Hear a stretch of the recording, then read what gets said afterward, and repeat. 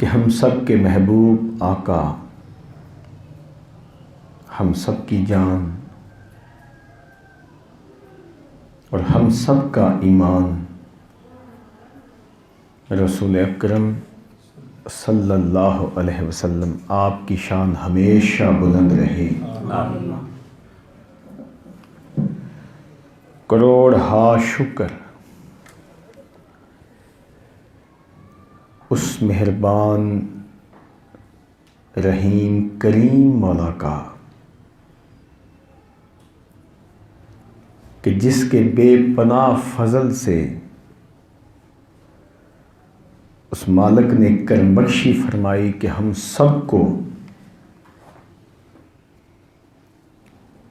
اپنے محبوب، اپنے ماہی اور اپنے مٹھڑن ڈھولن کی محبوب ترین امت بنایا۔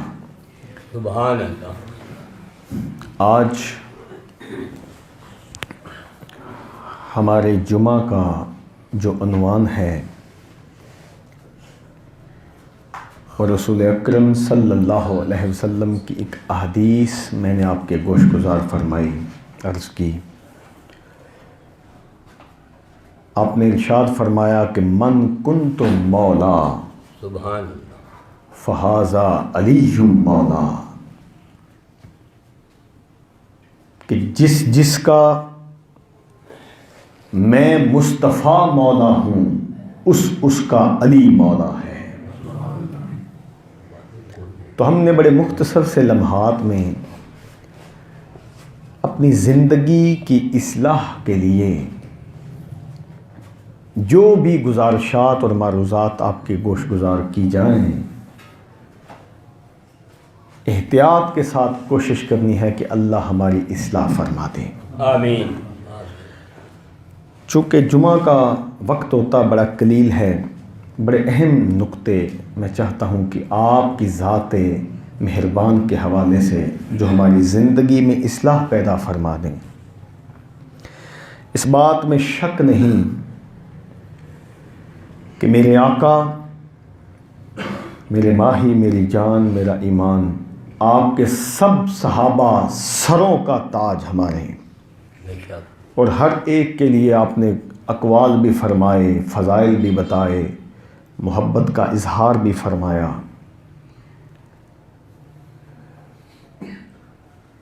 تو مختلف فضائل آپ کے حوال کے متعلق ہیں،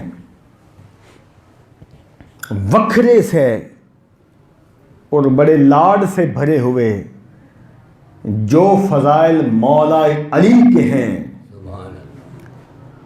وہ اتنے لاڈ اور پیار اور ان میں کسی اور میں یہ روپ نظر نہیں آتا، گویا ہر ایک کی اپنی شان ہے، لیکن جو مہربانیاں، جو نوازشات اور جتنے مہربان رسول اکرم صلی اللہ علیہ وسلم آپ کے زبان مبارک سے مولا علی کی ذات اقدس رضی اللہ تعالیٰ عنہ آپ کے حوالے سے، ان میں لاڈ ہی ذرا وکھرا ہے۔ میں ذرا پیچھے جاؤں گا۔ تہجد کا وقت رسول پاک صلی اللہ علیہ وسلم کعبے کے طواف میں مشغول ہیں، اور اسی دوران کعبے کے طواف میں حضرت فاطمہ بنت اسد رضی اللہ تعالیٰ عنہ آپ بھی ہیں، اور دوران طواف چونکہ وہ حاملہ تھیں اور 9واں مہینہ چل رہا تھا، دوران طواف تکلیف جو حمل کی شدت پکڑی، اور دوران طواف ہی رسول پاک صلی اللہ علیہ وسلم نے ارشاد فرمایا فاطمہ بنت اسد کو کہ اور تو جگہ اس وقت موجود نہیں، دوڑ کے جاؤ کعبے کے اندر چلی جاؤ، کعبے کے اندر چلی جاؤ۔ زہ نصیب اس واحد ہستی کے کہ جس کی پیدائش گاہ کعبۃ اللہ ہے، جس کی پیدائش گاہ کعبۃ اللہ ہے۔ مختصر کرتا ہوں گا بات کو۔ خواتین اور بھی اکٹھی ہوئیں، کعبۃ اللہ میں پیدائش ہوئی، گھر لے کے آ گئے۔ اگلا دن سارا گزرا، شام کا وقت آیا، تقریباً شام کا قریب وقت آیا۔ رسول پاک صلی اللہ علیہ وسلم مبارک دینے کے لیے اپنے چچا کی اولاد آپ گھر تشریف لے کے گئے اور حضرت فاطمہ بنت اسد رضی اللہ تعالی عنہا آپ نے کہا اور تو سب ٹھیک ہے، معلوم نہیں بچہ آنکھ نہیں کھول رہا۔ وجہ کیا ہے؟ معلوم نہیں کہ معلوم نہیں بچہ آنکھ کیوں نہیں کھول رہا۔ سرکار دو جہاں متفق علیہ حدیث، سرکار دو جہاں صلی اللہ علیہ وسلم نے جناب علی المرتضیٰ کو اپنے ہاتھوں میں اٹھایا اور اٹھا کے لعاب دہن نکال کے جناب مولا علی کے منہ میں رکھی، تو جو پہلی نگاہ کھولی تو سامنے چہرہ بطحا تھا۔ سبحان اللہ، سبحان اللہ۔ روئے زمین پہ ایسی ہستی بھی ہوگی جو پیدا ہو کعبے میں اور آنکھ نہ کھولے سارا دن گزرنے کے باوجود، اور آنکھ تب کھولے جب سامنے چہرہ مصطفیٰ ہو، جب سامنے چہرہ بطحا ہو۔ تو بڑے لاڈ، بڑے پیار، بڑے فضائل مولا علی کے حوالے سے سرکار دو جہاں نے فرمائے۔ میں بات اور آگے لے کے آؤں گا۔ رسول پاک صلی اللہ علیہ وسلم نے فرمایا علی تو میرا بھائی ہے، تو میرا بھائی ہے، اور تیری مثال جناب عیسیٰ کی طرح ہے علیہ السلام کی طرح۔ صحابہ نے پوچھا حضرت جناب عیسیٰ کی طرح مثال کیسے؟ فرمایا عیسیٰ علیہ السلام کے ساتھ دو طبقے ایسے تھے، ایک طبقہ وہ تھا جس نے جناب عیسیٰ کے ساتھ محبت میں یہ شدت اختیار کر لی کہ جناب عیسیٰ کو اللہ کا بیٹا بنا دیا اور کفر کی وجہ سے دوزخ میں چلے گئے، اور ایک وہ طبقہ تھا جو جناب عیسیٰ کو اتنا برا بھلا کہا کہ وہ برا بھلا نبی اللہ کو کہنے کی وجہ سے دوزخ میں چلے گئے۔ تو میرے علی تیری وجہ سے بھی دو طبقے، مفسرین نے بلکہ ان کا حوالہ دیا ہے، ایک طبقہ نواسب ہے، نواسب وہ طبقہ ایسا تھا جو 10 محرم کو کپڑے پہن کے عید جیسی خوشی کرتے ہیں، وہ بدبخت کیونکہ امام حسین پاک شہید ہوئے اس کی خوشی مناتے ہیں۔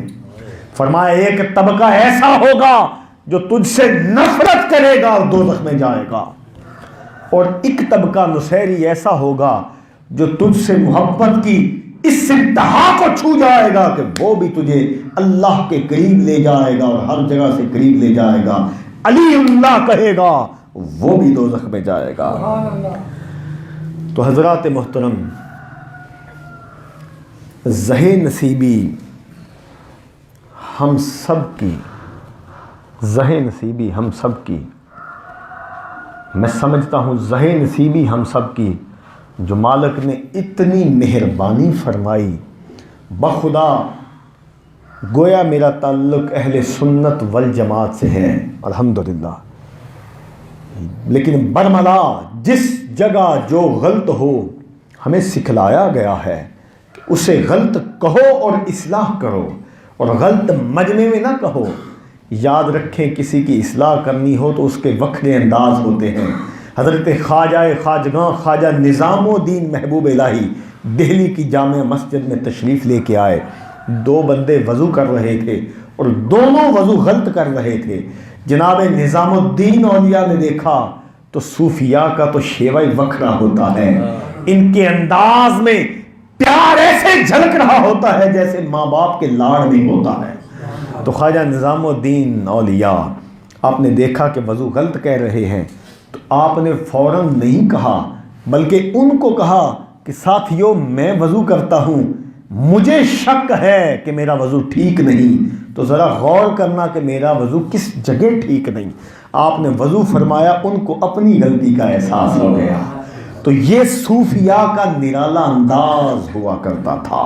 تو عرض میں کر رہا تھا کہ یہ زہ نصیبی ہماری ہے کہ جس کی جو جگہ ہے ہم نے اس کو ادھر رکھا ہے۔ ارے نادانو، تم یہ کہو کہ تم رسول پاک صلی اللہ علیہ وسلم کو اہمیت دیتے ہو، خدا کی عزت کی قسم ہم کیا اہمیت دیتے ہیں؟ خود خدا نے کہا وَرَفَعْنَا لَكَ ذِكْرَكَ، محبوب تیرا ذکر ہر لمحہ گزرتے بلند ہوتا چلا جائے گا، ہر لمحہ ہوتے، ایک نہیں 100 احادیثیں ثابت ہیں۔ خود حضور پاک صلی اللہ علیہ وسلم نے ارشاد فرمایا کہ لا یؤمن احدکم حتی اکون احب علیہ من نفسہ، لوگو کوئی شخص مومن ہو ہی نہیں سکتا جب تک میں مصطفیٰ اس کی جان مال بچوں سے عزیز نہ ہو جاؤں۔ تو ہم کہاں کہتے ہیں، خود حضور نے فرمایا، خود قرآن کہتا ہے۔ تو اس لیے جس کو جو اس کی اہمیت ہے اس کو حق دینا چاہیے۔ تو مولا علی شیر خدا، ایک اتنی فراست بھرا آپ کا عقل سلیم تھی آپ کی، اس عقل کی دانائی کی وجہ سے، میں ایک سائنسدان تھے ان کا نام میرے ذہن سے نکل گیا، حضرت مولا علی رضی اللہ تعالیٰ عنہ نے ایک کتاب لکھی اور اس کتاب میں سارا زمین کا کل و عرض معاملے کی پیمائشیں اور سارے معاملے کو، وہ سائنسدان جو ہے وہ غیر مسلم تھا، اس نے کہا میں نے مولا علی کو پڑھا اور مولا علی کو پڑھنے کے بعد صرف ایک نتیجے پہ پہنچا ہوں کہ یا تو یہ بندہ وہ ہے جس نے اس کائنات کو بنایا ہے، تو یا یہ بندہ وہ ہے کہ جس نے کائنات بنائی ہے یہ اس کے پاس اس وقت موجود تھا۔ ایسے کلیے اور ایسی نفیس آپ کی حکمت بھری باتیں کہ بندے کا شعور رک جاتا ہے، مولا علی کی پرواز نکل جاتی ہے۔ اور خدا گواہ ہے کہ سرکار دو جہاں کو جتنے یہ محبوب تھے، ان کی میں بات کیا کروں، اتنے محبوب تھے کہ الفاظ ہی نہیں ہے۔ حضرت عثمان غنی رضی اللہ تعالیٰ عنہ، آپ نے دعوت پیش کی کہ سرکار میرے گھر تشریف لے کے آئیں نا ذرا، میں نے دعوت کرنی ہے۔ اور رسول پاک صلی اللہ علیہ وسلم نے دعوت قبول فرمائی اور گھر جو تشریف لے کے گئے تو عثمان غنی آپ کے قدم گنتے رہے۔ جو گھر پہنچے تو صحابہ نے، خود سرکار نے پوچھا عثمان خیریت ہے، قدم کیوں گنے ہیں؟ ہائے ہائے، حضرت عثمان غنی کا عشق دیکھیں۔ عرض کی حضور قدم اس لیے گنے کہ آپ جو میرے گھر تشریف لے کے آئے تو جتنے قدم آپ چل کے آئے میں اتنے غلام آزاد کروں گا۔ اب یہ جو معاملہ دیکھا اپنے پیر کے ساتھ محبت کا تو جناب مولا علی کے اندر بھی تڑپ اٹھے۔ اب جو گھر واپس آئے تو حضرت سیدہ کائنات سیدہ فاطمہ الزہرا رضی اللہ تعالیٰ عنہا، آپ نے دیکھا کہ چہرہ ذرا مرجھایا ہوا ہے۔ آپ نے سارے معاملے کی خبر جو لی تو بتا دیا یہ معاملہ ہے۔ اب ان کے پاس تو مال و زر اتنا ہے، وہ تو یہ معاملہ کر سکتے ہیں، اب میرا شوق تو یہ تڑپا ہے لیکن وسائل نہیں۔ قربان جائیں سیدہ فاطمہ الزہرا رضی اللہ تعالیٰ عنہا پہ۔ آپ نے فرمایا پریشان ہونے کی ضرورت ہی نہیں، آپ کل دعوت کا پیغام ہمارے گھر دے کے آئیے۔ جناب رسول پاک کو پیغام فجر کے ٹائم، حضور آج کھانا ہمارے گھر تشریف لے کے آئیے، کھائیے۔ رسول پاک صلی اللہ علیہ وسلم اور حضرت علی رضی اللہ تعالیٰ عنہ برملا اس بات کی گواہی دیتے ہیں کہ نہ تو کوئی ایسا انتظام تھا کھانے کا اور غلام آزاد کرنے والا معاملہ تو دور تک نہ تھا۔ اب یہ معاملہ میں دعوت دینے اور سرکار کو عصر اور مغرب کے درمیانی وقت میں لینے کے لیے گیا، سیدہ فاطمہ الزہرا نے سر سجدے میں رکھ دیا، عرض کی مولا تیری بندی فاطمہ کی لاج تیرے ہاتھ میں ہے۔ اور پھر وہ کھانے کا انتظام فرمایا گیا۔ مفسرین متفق کہتے ہیں سارے کے سارے کھانے کا انتظام ایسے لوگوں نے لا کے دیا جو کہ عام نہیں، فرشتے تھے۔ سارے کا سارا کھانا جنت سے اللہ نے بھیجا، سارے کے سارے کھانے کا انتظام خود مولا نے کیا۔ سرکار جو گھر آئے تو آپ کے چہرے کا تبسم رک نہیں رہا۔ صحابہ نے بے ساختہ پوچھ لیا آقا ماجرا کیا ہے، اس تبسم کے وکھرے انداز میں رمز کیا ہے؟ تو حضور نے فرمایا سن لو، اس خدا کا پیار دیکھو میری فاطمہ کے ساتھ، سن لو کل عثمان غنی نے ایک غلام آزاد کیا، آج اللہ رب العزت نے جناب جبرائیل کو کہا جبرائیل میرے محبوب کے جا کے قدم گن، اور اس کے ایک ایک قدم کے صدقے ایک ہزار دوزخی جنت سے آزاد کر دے۔ ایک ایک قدم کے بدلے ایک ایک ہزار دوست کی جنت سے آزاد کر دیا۔ تو یہ پیار تھا اہل بیت کے ساتھ میرے آقا کا، اور میں وسائل اس سے زیادہ کیا کہوں۔ حضرت رسول پاک صلی اللہ علیہ وسلم کی محبت کی تو جو انتہا تھی وہ تھی ہی۔ حضرت ابوبکر صدیق بیٹھے اور حضرت سیدہ فاطمہ الزہرا کے گھر، تو دیکھا کہ حضرت علی کے چہرے کو آپ دیکھ رہے ہیں، بی بی عائشہ پاک کے گھر۔ تو حضرت بی بی عائشہ رضی اللہ عنہا نے کہا ابا جان اتنا مگن ہو کے کیوں دیکھ رہے ہیں؟ تو آپ نے فرمایا کہ بیٹی میں نے سنا تھا رسول پاک صلی اللہ علیہ وسلم سے، میں نے سنا تھا، آپ نے فرمایا میرے علی کے چہرے کو دیکھنا عبادت ہے، میرے علی کے چہرے کو دیکھنا عبادت ہے۔ اسی روایت کو لے کے آگے چلیں گے۔ تو کہا ابا جان اب ہم نے تو یہ معاملہ دیکھ لیا، تو جو دیکھ نہ سکے چہرہ وہ، فرمایا حضور نے فرمایا جو میری علی کی کمر دیکھے وہ بھی عبادت ہے۔ تو وہ کمر دیکھنے والے بھی کچھ ہوں گے، تو جنہوں نے دیکھا ہی نہیں، ہائے ہائے، حضور نے فرمایا جو میرے علی کا ذکر کرے وہ بھی عبادت ہے، میرے علی کا ذکر بھی عبادت ہے۔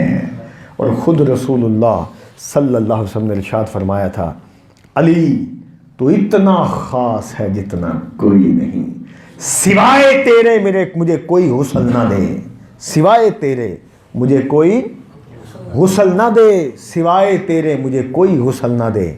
اور دو معاملے ایسے ہیں مولا علی پاک کے جن کے ہونے کی وجہ سے ان کی ولایت قیامت تک روز روشن کی طرح عیاں ہو گئی۔ دو معاملے۔ پہلا معاملہ جو حضور معراج سے تشریف لے کے آئے تھے تو 3 حکم لے کے آئے تھے۔ پہلا حکم محبوب یہ سب کو بتا دو، نمازیں، یہ معاملے، یہ فرائض۔ دوسرا معاملہ محبوب یہ تجھ میں اور مجھ میں رہے گا، یہ کسی کو بتانا نہیں۔ تیسرا معاملہ یہ تیرے جتنے خاص پیارے ہیں واری واری کر کے ان کو بلائے رکھنا، ان سے یہ ایک سوال کرنا، جس کا حق ہوگا میں اسے بتا دوں گا۔ اب جو بتانے والی باتیں تھی بتا دی گئیں، بتانے والی باتیں بتا دی گئیں۔ اب وہ باتیں محبوب جو تجھ میں اور مجھ میں رہیں گی وہ تجھ میں اور مجھ میں رہیں گی۔ اب ان باتوں کا ذکر بھی حدیث کو ساتھ جوڑتا چلوں۔ حضرت سیدہ عائشہ رضی اللہ تعالیٰ عنہا حضرت سیدہ عائشہ پاک سے حضور نے کہا عائشہ آج تو مجھ سے جو مانگے گی عطا کروں گا۔ حضرت بی بی عائشہ کہتی ہیں کہ اتنی بڑی آفر جو آئی تو میں خوش ہو گئی۔ میں نے کہا آقا اگر یہ تھوڑی سی مہربانی فرما دیں، مجھے کچھ موقع دے دیں، کچھ لمحے دے دیں، میں سوچ لوں مانگوں تو کیا مانگوں۔ ٹھیک ہے جی، وقت دیا۔ اب اسی دوران سرکار جو باہر گئے کچھ لمحات کے بعد سیدنا ابوبکر صدیق تشریف لے آئے۔ فوراً بی بی عائشہ پاک نے کہا ابا جان رسول پاک صلی اللہ علیہ وسلم نے یہ آفر دی ہے کہ آج تو جو بھی مانگے گی عطا کر دیا جائے گا۔ فوراً حضرت ابوبکر صدیق چونک اٹھے، کہا بیٹی پھر اس بات کی مان لے جو میں بتاؤں وہ مانگ لے۔ کہا جی جو حکم کریں۔ فرمایا بس بیٹا یہ پوچھ لینا کہ جو باتیں تھیں معراج کی رات عطا ہوئیں کہ محبوب یہ تجھ میں اور مجھ میں رہیں گی، ان میں سے کوئی ایک بات کی طرف اشارہ فرما دیں۔ اب یہ کہہ کے حضرت ابوبکر صدیق نے کہا میں چلتا ہوں کہ کہیں پتہ نہ چل جائے۔ چلے گئے، تشریف لائے۔ کچھ لمحوں بعد سرکار دو جہاں صلی اللہ علیہ وسلم، عائشہ بی بی پھر سوچ لیا، عرض کی جی سوچ لیا، ساری بات بتائی کہ میرے آقا میرے سرتاج صرف ایک اس بات کی طرف اشارہ فرما دیں جو رب نے کہا تھا محبوب تجھ میں اور مجھ میں رہیں گی۔ اب جو ہی یہ کہا تو سرکار نے حضرت جبرائیل کی طرف وہی لے کے آ گئے، اور اللہ فرما رہا ہے محبوب اب وعدہ ٹوٹنے نہ پائے، کوئی بات نہیں، اگر یہ محبوبہ بیوی چاہ رہی ہے تو بتا دو۔ حضرت ابوبکر صدیق معاملہ بتا کے چلے گئے۔ سرکار نے آیا پوچھا سارا یہ میرا سوال ہے۔ حضور نے جو ہی یہ سوال سنا تو تبسم فرما دیا۔ آپ نے فرمایا عائشہ بی بی یہ تو نہیں، تجھ میں کوئی اور بول رہا ہے، یہ کوئی اور بول رہا ہے۔ لو پھر سن لو، اللہ نے کہا تھا محبوب حشر کے دن مجھے میرے بندے بڑے پیارے ہیں، مجھے اپنے بندوں سے بڑی محبت ہے۔ ارے یہ بھول گئے ہیں مجھے، میں تو نہیں بھولا، یہ بھول گئے ہیں میں تو نہیں بھولا۔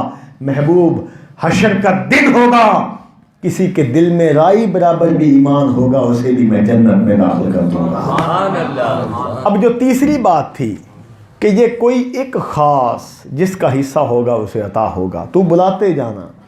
سب سے پہلے جناب ابو بکر صدیق کو بلایا گیا۔ اللہ کہتا ہے اگر میں اپنی ولایت کی چادر عطا کروں تو کیا کرو گے؟ تو آپ نے سجدے میں شکر ادا کیا، اگر رب مجھے اس قابل سمجھے تو میں سچائی میں تول دوں گا۔ حکم نہیں آیا، جناب عمر آئے عدل، جناب عثمان آئے بانٹ دوں گا، مولا علی آئے، علی رب کہتا ہے اپنی ولایت کی چادر عطا کروں، کیا کرو گے؟ تو آپ نے فرمایا میں پردہ پوشی کروں گا۔ فوراً پیغام آ گیا، یہ اسی کا حق ہے، اسے عطا کر دو۔ ایک اسم اعظم تھا، بتا دیا گیا، اسم اعظم تھا وہ بتا دیا گیا۔ اب حضرت علی نے کچھ دن تو برداشت کیا معاملے کو، جب جوش بڑھ گیا تو مدینے کے کناروں میں نکل گئے، میدانی علاقوں میں ایک کنواں تھا، اس کنویں کے اندر کھڑے ہو کے اس کنویں کو ساری باتیں بتا دی جو وہ معاملہ سرکار نے بتایا، ساری کی بھاری باتوں کا ذکر کر دیا۔ اور روایات میں ہے کہ جس لمحے مولا علی کنویں کو وہ باتیں بتلا رہے تھے، اس لمحے منہ سے لباب اور آپ کے تھوک نکل رہی تھی، اور وہ درخت جو لگے تھے ایک درخت کے ساتھ جا کے وہ ٹکراتی رہیں، وہ بات کہہ کے چلے گئے۔ درخت نے ذرا پرواز جلدی کی، کہتے ہیں کہ بکریاں چارنے والا ایک بکروال گزرا جس کو بانسری بجانے کا بڑا شوق تھا، دیکھا کنویں سے درخت پھوٹ رہا ہے، اسی کی بانسری بنائی اور مدینہ کے پاس آ کے بانسری جو بجائی، رسول پاک صلی اللہ علیہ وسلم تڑپ اٹھے، کہا علی کدھر ہے؟ علی کو بلاؤ، بلایا گیا۔ یہ جو بانسری گا رہی ہے، بول رہی ہے، یہ وہی رازوں سے پردہ اٹھا رہی ہے، یہ ماجرا کیا ہے؟ حضرت علی نے ساری بات بتا دی۔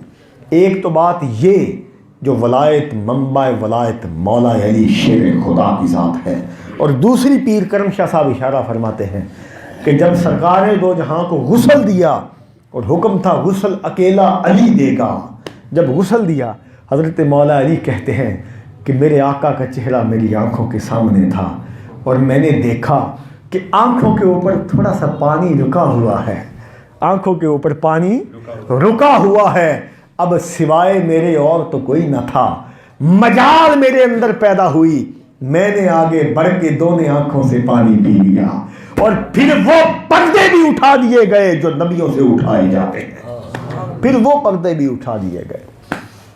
تو یہ آپ کی فراست تھی، اور حکمت اور دانائی سے بھری جتنی گفتگو، فقہ، منطق، تصوف، اور یہ مولا علی کی بدولت ہے، بنیاد میں انہی کا معاملہ ہوگا، اور کسی سے یہ معاملہ مروی نہیں ہے۔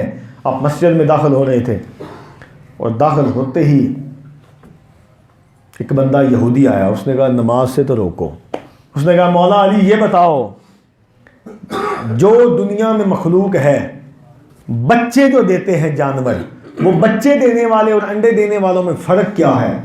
انہوں نے کہا معاملے میں سوال میں الجھاؤں گا، اس کو کیا پتا، سامنے ذات علی ہے۔ آپ نے فرمایا جن کے کان اندر ہیں وہ انڈے دیتے ہیں، جن کے کان باہر ہیں وہ بچے دیتے ہیں۔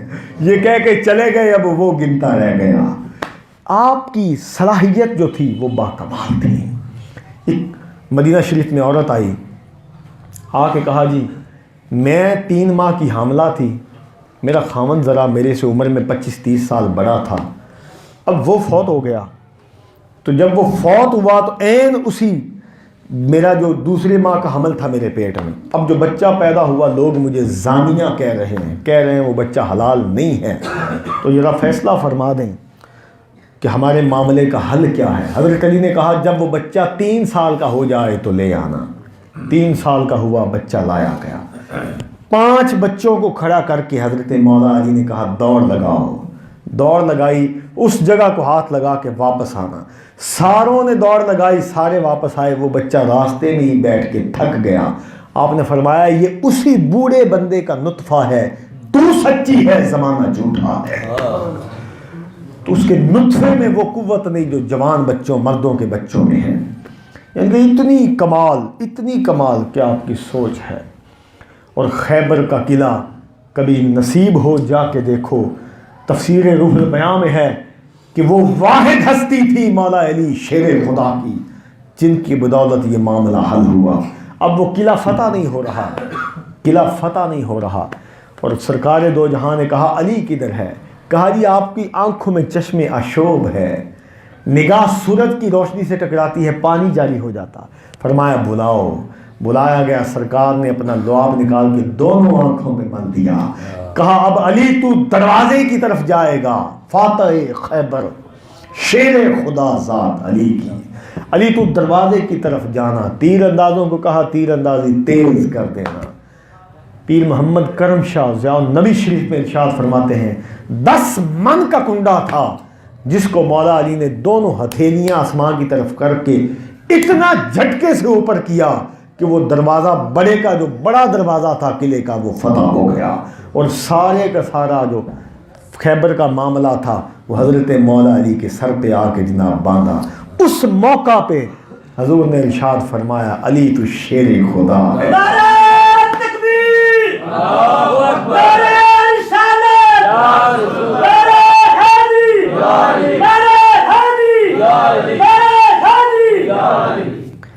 تو اس وقت میرے حضور نے کہا تو شیر خدا ہے.